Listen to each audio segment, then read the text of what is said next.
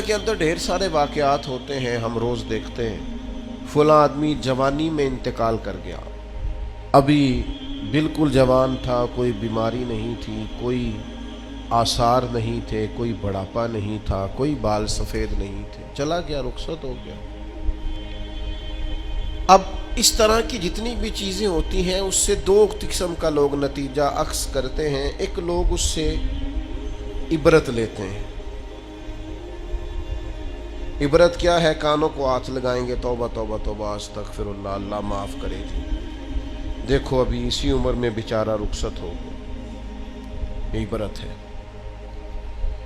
وہ دیکھو جی ابھی بچے چھوٹے ہیں، ابھی دیکھو وقت آیا تھا آسانی دیکھنے کا، ابھی حالات ٹھیک ہوئے تھے، دیکھو جی توبہ توبہ کیا معاملات ہیں، بس کانوں کو ہاتھ لگایا، چھٹی ہو گئی، یہ عبرت ہے۔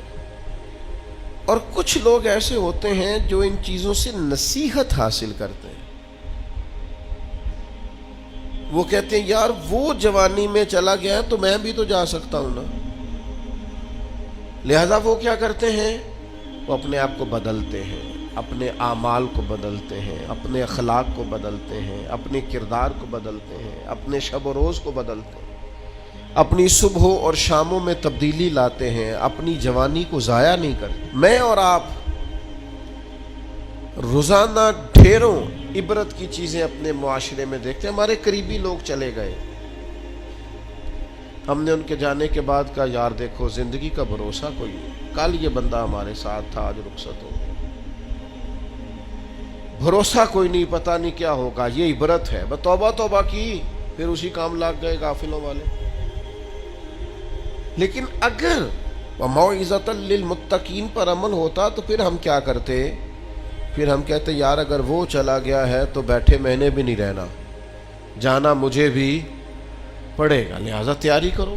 عبرت اور نصیحت اس میں فرق ہوتا ہے۔ ہم چیزوں کو بطور عبرت دیکھ تو لیتے ہیں پر ان سے نصیحت حاصل نہیں کرتے۔ ہمیں نصیحت حاصل کرنی ہے۔ قرآن مجید فرقان حمید کے اندر بہت ساری قوموں کے احوال اللہ نے بیان فرمائے۔ کس لیے بیان کیے؟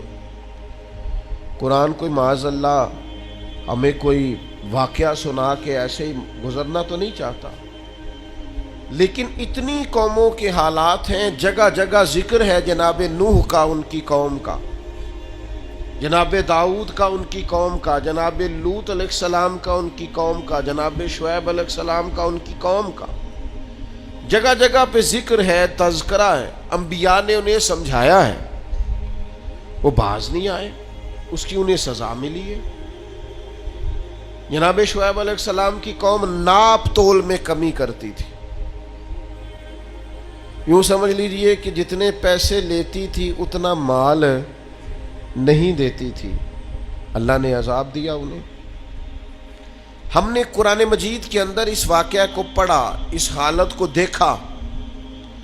اب جب ہم نے وہ عذاب والی چیزیں پڑھی نا، ان پر عذاب آیا، وہ چیخ کی آواز آئی زوردار، اتنی زوردار کہ لوگ تاب نہ لا سکے اور مر گئے۔ تو ہم نے کہا توبہ توبہ، اللہ معاف کرے، اللہ معاف کرے۔ بس یہ ہے عبرت اور نصیحت، یہ ہے کہ کچھ بھی ہو جائے آج کے بعد ناپ تول میں کمی نہیں کرے، جو مرضی ہو جائے، جتنے مرضی غربت آ جائے، جتنے مرضی حالات ابتر ہو جائیں، لیکن ہم کبھی بھی کسی شخص کے ساتھ یہ والا معاملہ نہیں کریں گے کہ پیسے پورے لیں گے چیز تھوڑی دیں گے۔ اس عبرت سے نصیحت کیا حاصل کی؟